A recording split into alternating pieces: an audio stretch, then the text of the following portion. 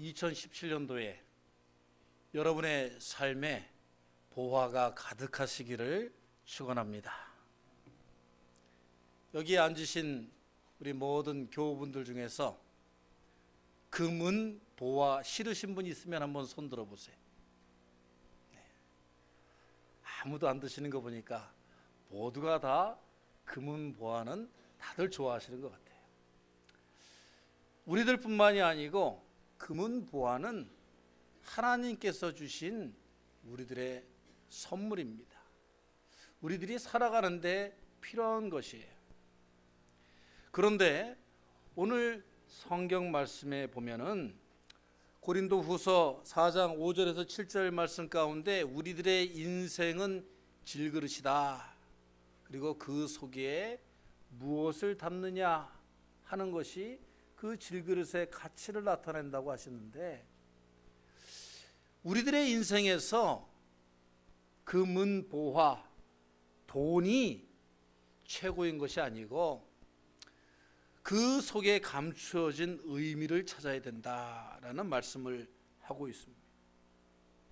아무리 금은 보화를 하나님께서 많이 주셨다 할지라도 사람이 마음이 삐뚤어지고 영혼이 병들어서 그 금은 보화를 잘못 사용하고 어디에다가 써야 하는지를 만약 모른다면, 삶의 목적과 가치관이 병들어 있다면 그 금은 보화가 무슨 쓸모가 있겠습니까?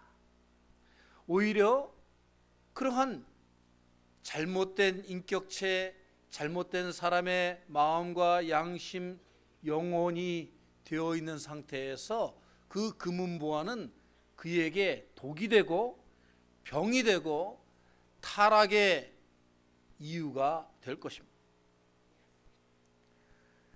디모데전서 6장 10절 말씀에 말씀하시기를 돈을 사랑함이 일만하게 뿌리가 되나니 이것을 탐내는 자들은 미혹을 받아 믿음에서 떠나 많은 근심으로써 자기를 찔렀도다. 그렇게 말씀하고 있어요. 그러니까 금은 보화가 돈이 나쁜 것이 아니에요. 사람들은 금은 보화 때문에, 돈 때문에 자기가 잘못되었다고 얘기하지만은 사실은 그게 아니고, 금은 보화는 어떻게 보면 하나님께서 우리들에게 주신 선한 일을 위해서 쓸 수 있는 자본, 그리고 그것이 귀하게 감추어진 정말 보화가 될 수도 있는 것입니다.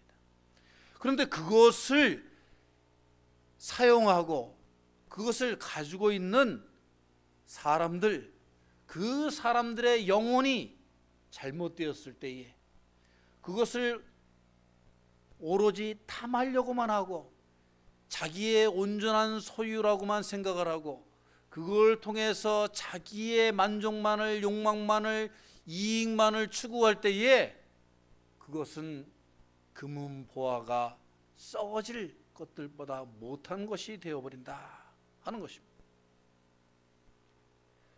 우리가 인생을 살지만 보이는 게 다가 아니다라는 것을 우리가 알고 있죠.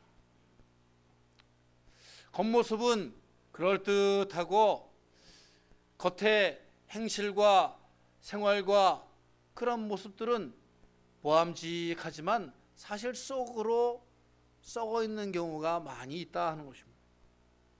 그래서 영어로 우리가 invisible, 우리가 보이지 않는 것, visible한 것은 보이는 것이고 invisible하다.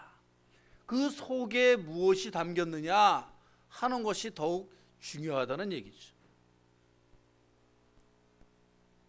우리가 하나님께 부여받은 이 인생에서 우리가 눈에 보이는, 우리가 소유하는, 우리가 수단으로 주신 그 금은 보화, 돈에만 집중할 것이 아니고 우리의 인생 가운데 더욱 중요한 것은 우리들의 마음과 영혼 가운데 무엇을 담고 살아갈 것인가, 그 금은보화를 발견하시는 오늘 이 시간이 되시기를 주의 이름으로 축원합니다. 오늘 말씀에 나오는 보화라는 이 말씀을 헬라어로 찾아보니까 데사우로스라고 합니다. 그것은 그냥 단순한 보화가 아니고 가장 값진, 둘도 없이 하나뿐인 그 보화를 이야기하고 있어요. 그리고 또 오늘 말씀에 나오는 진주라는 단어를 또 찾아보니까 헬라어로 칼로스라고 하는데 아마 들어보셨을 거예요. 이 칼로스라고 하는 이 진주의 의미도 그냥 흔한 여러 사람들이 그냥 차고 다니는 그런 진주를, 일반적인 진주를 얘기하는 것이 아니고 세상에 하나밖에 없는 그러한 진주, 가치 있는 진주를 얘기하고 있습니다.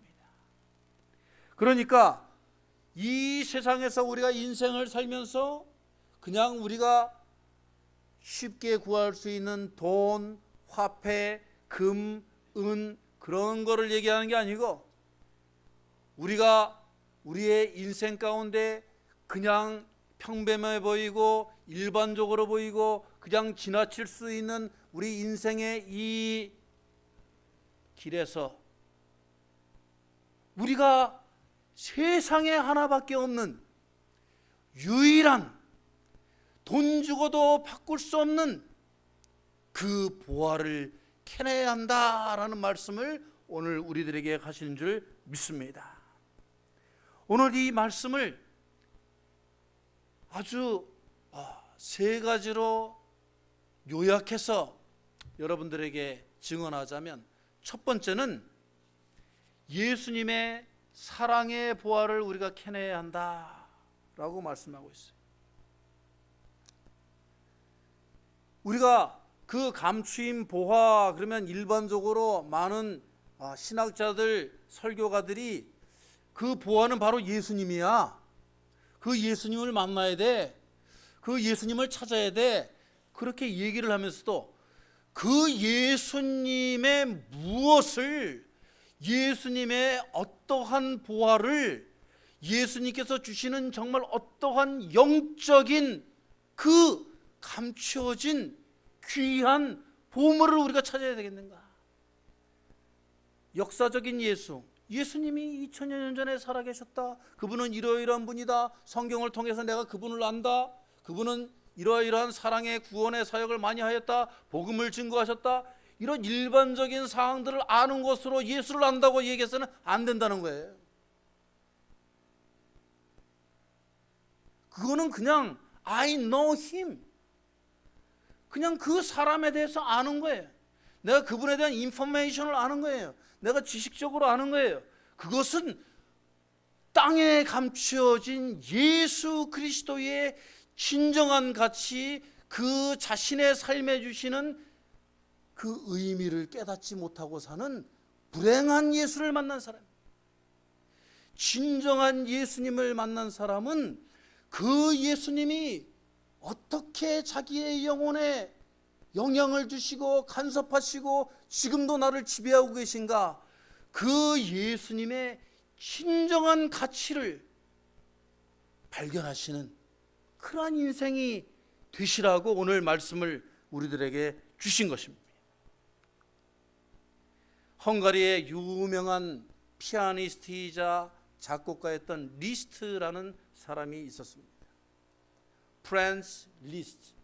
이 사람은 너무너무 유명해가지고 이 사람을 한번 만나는 것, 이 사람에게 한번 배웠다는 것은 뭐 대단한 그 당시에 영광적인 일이었어요.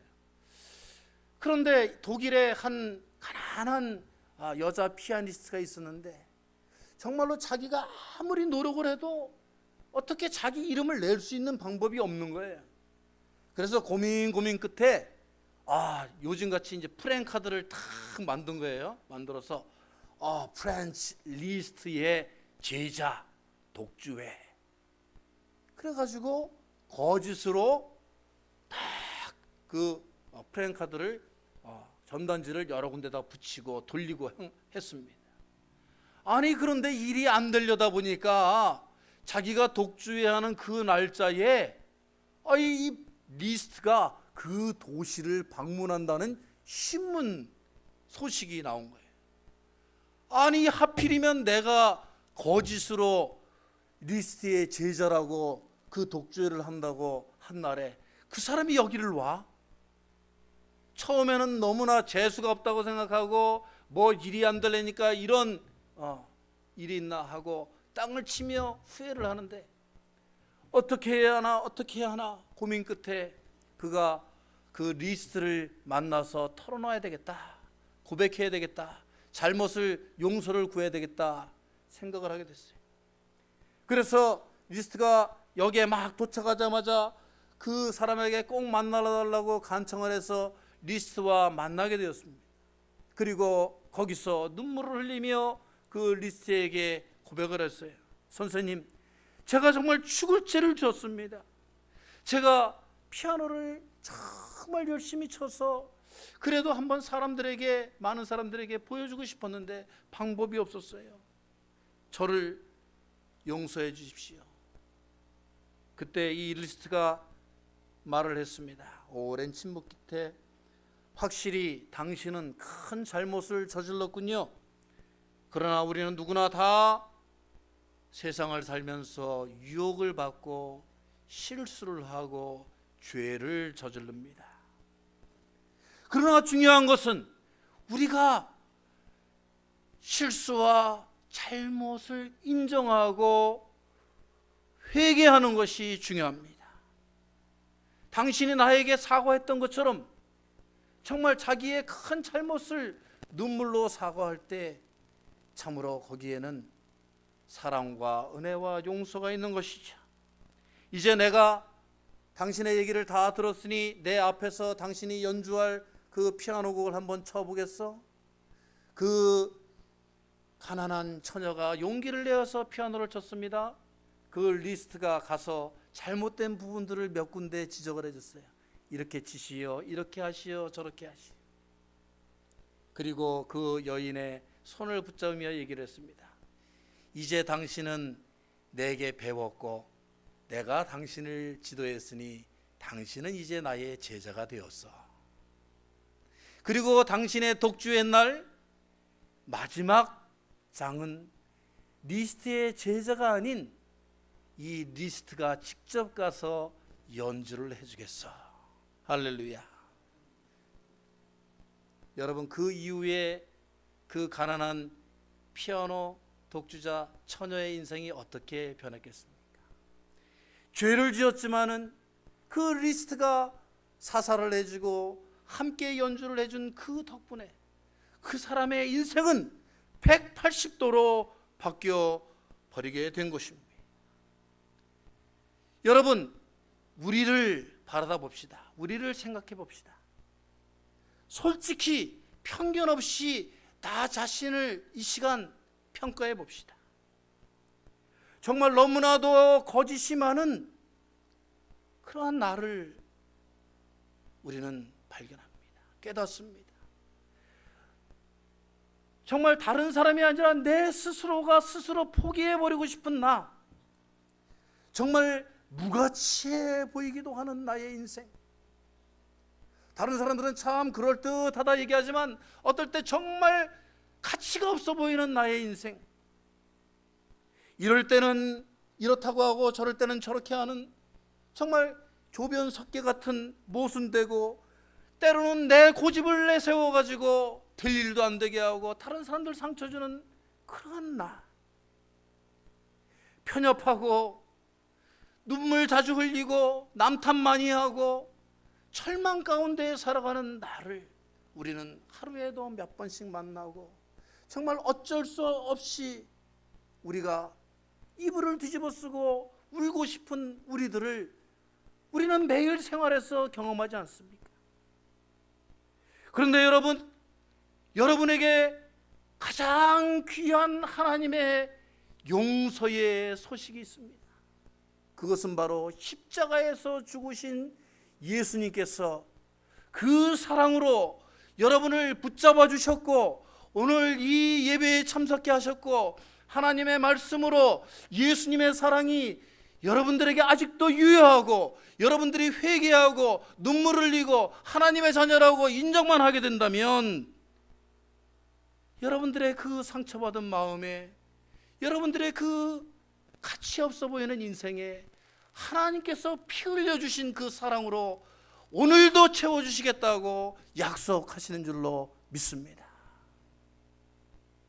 그 예수님의 사랑을 우리가 땅속에 감추인 우리의 인생에 감추어진 예수 그리스도의 사랑을 우리가 발견해야 한다는 거예요. 이제 발견한 다음에 우리는 그 사랑을 나누어야 합니다. 그 보화를 발견했다면 나 혼자 만족하고 내가 감사하고 해서 끝나는 것이 아니고 고린도전서 13장 2절 말씀을 여러분 보시기 바랍니다. 내가 예언하는 능력이 있어 모든 비밀과 모든 지식을 알고 또 산을 옮길 만한 그러한 믿음이 있어도 사랑이 없으면 내가 아무것도 아니요 라고 말씀을 했습니다. 우리가 교회에 10년, 20년, 30년, 40년 다녔네, 내가 믿음이 좋네, 예언을 하네, 방언을 하네, 내가 지식을 알고 성경 말씀을 줄줄 외우고, 그것이 중요한 것이 아니라는 거예요.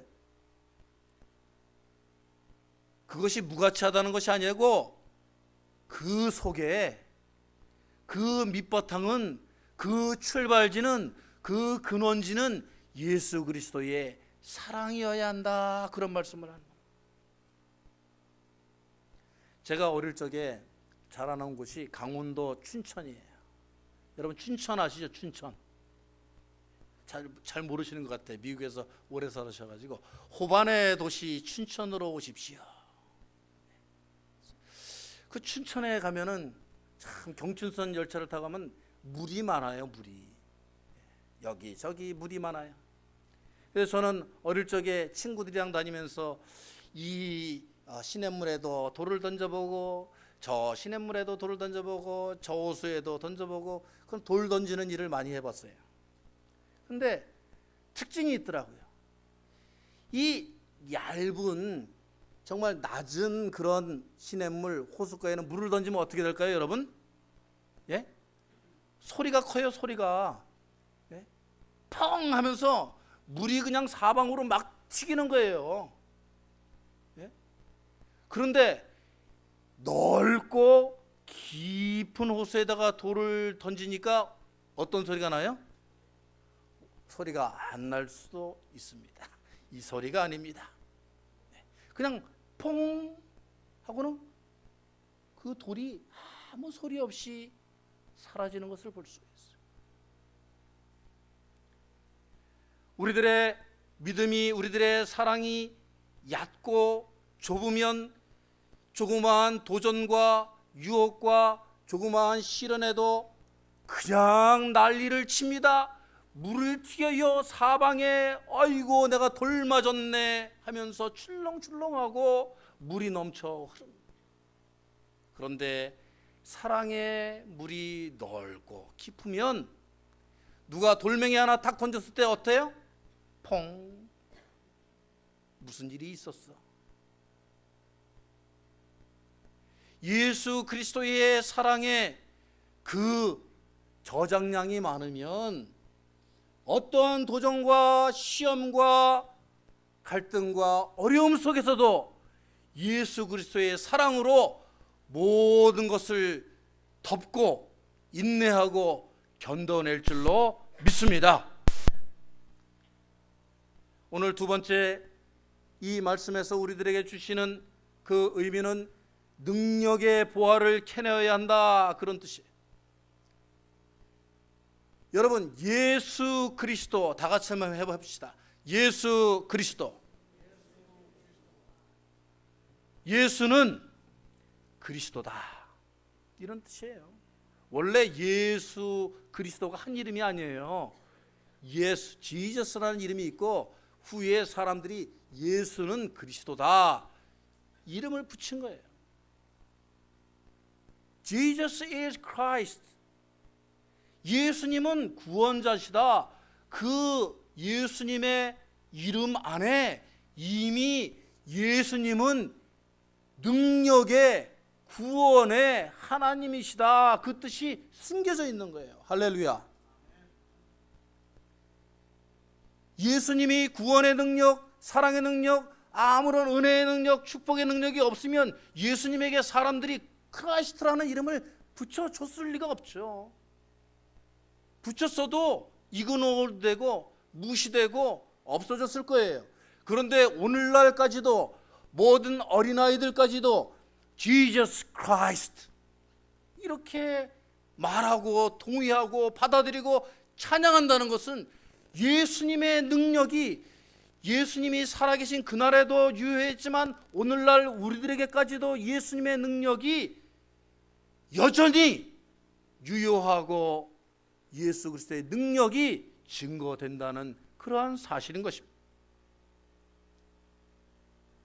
그래서 다윗은 이미 시편 118편 14절에서 이 예수 그리스도를 알기도 전에 하나님을 뭐라고 고백했느냐면 The Lord is my strength and my song.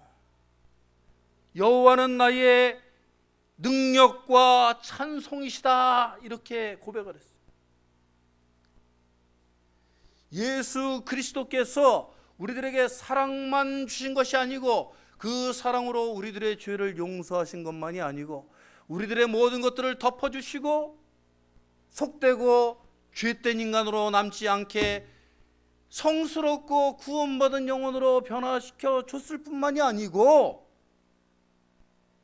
하나님을 대신하여 예수 그리스도의 손과 발을 대신하여 이 세상의 사람들을 변화시키고 이 세상의 모든 권력들을 변화시키고 이 세상의 어려움들을 극복하고 자연을 변화시킬 수 있는 하나님의 능력을 우리들에게 주신 줄로 믿습니다.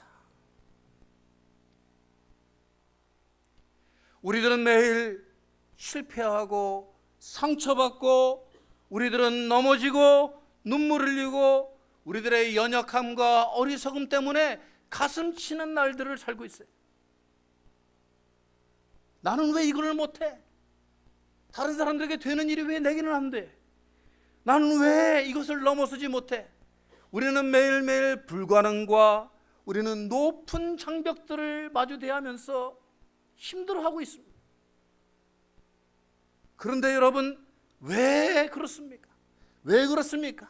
우리가 나만의 힘, 나만의 능력으로 그것들을 견뎌내고 넘어서고 우리가 그것들을 이기려고 해서 그래요.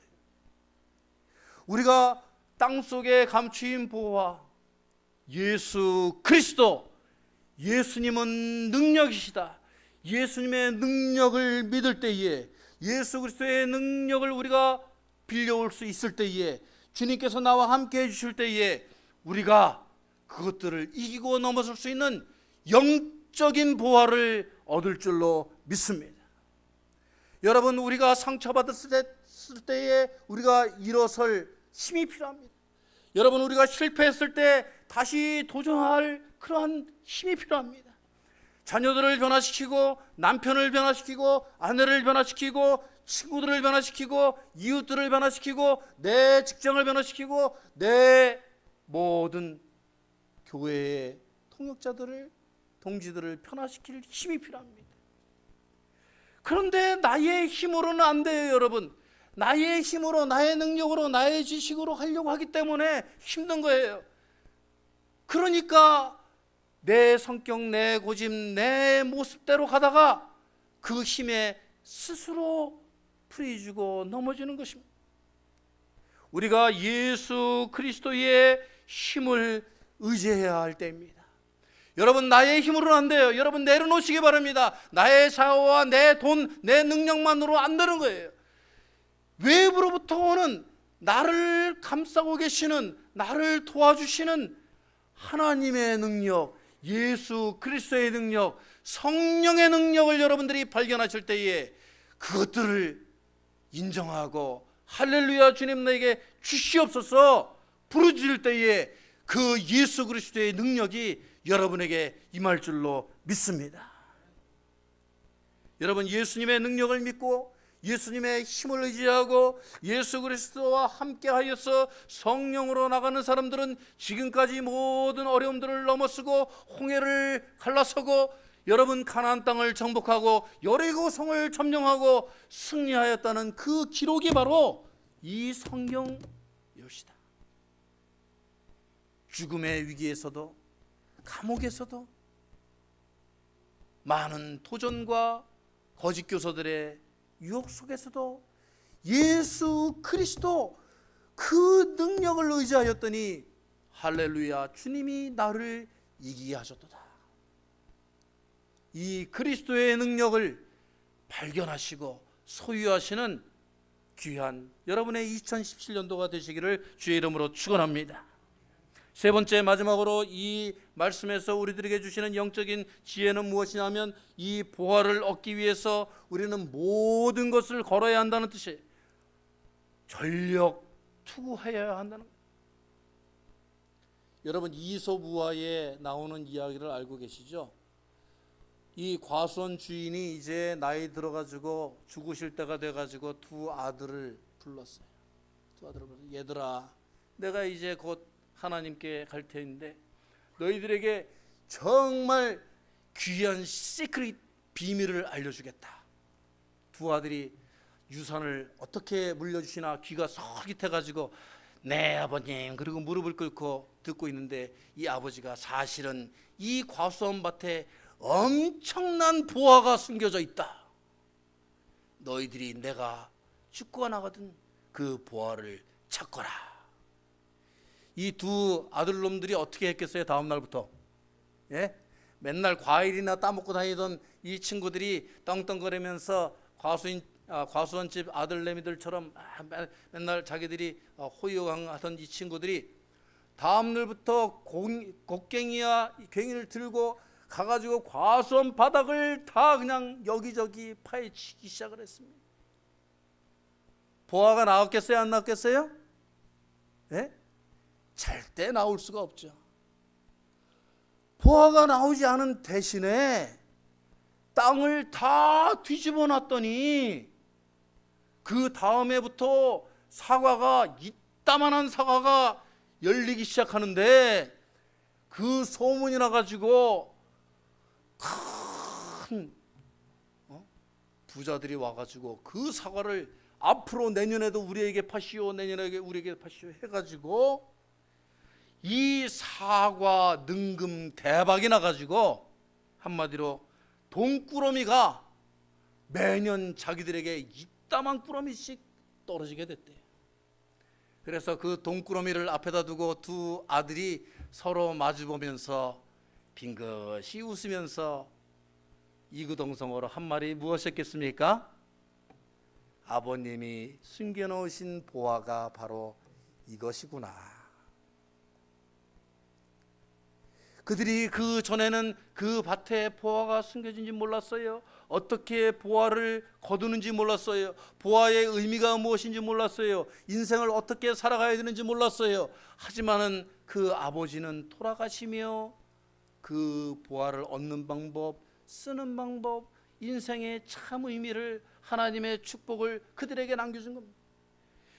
그들에게 남은 것은 손바닥에 굳은 살밖에 남지 않았지만 그들에게 더욱더 귀한 것은 영적으로 정말 그 보화가 하나님께서 주신, 아버지를 통해서 주신 그 땅이, 인생이 정말 수고하고 땀 흘리고 최선을 다해 전력 투구할 때 그 보화가 내 것이 된다는 것을 그들이 깨달은 줄로 믿습니다. 여러분, 정말 이민 오셔가지고 가방 2개 들고, 어떤 분들은 여행 가방도 없어서 보따리 싸가지고 미국에 오셨다고 그래요. 그런데 여러분, 하나님께서 여러분들이 참 먹을 거면 먹고 자녀들을 위해서 밤을 새고 수고하고 노력하였더니 오늘 여러분들의 삶 가운데 보화를 주신 줄로 믿습니다. 여러분, 우리들의 삶의 보화를 하나님께서 채워주셨지만 앞으로는, 올해는 여러분들이 영적인 보화, 예수 그리스도의 사랑과 예수 그리스도의 능력을 소유하셔서 이것들을 자녀들에게 물려줄 수 있는 그러한 신앙의 모범들이 되시길 주의 이름으로 축원합니다. 보화의 주인공들로 나뿐만이 아니고 나의 자녀들도 살아갈 수 있도록 너희들도 이 보화의 주인들이 되어라. 예수만 믿으면 예수의 능력으로 모든 것을 강하게 하시는 하나님을 만나게 된다. 할렐루야. 이러한 신앙 고백이 있는 우리 메릴랜드 제일장로교회가 될 줄로 믿습니다. 같이 기도하겠습니다. 하나님, 오늘 2월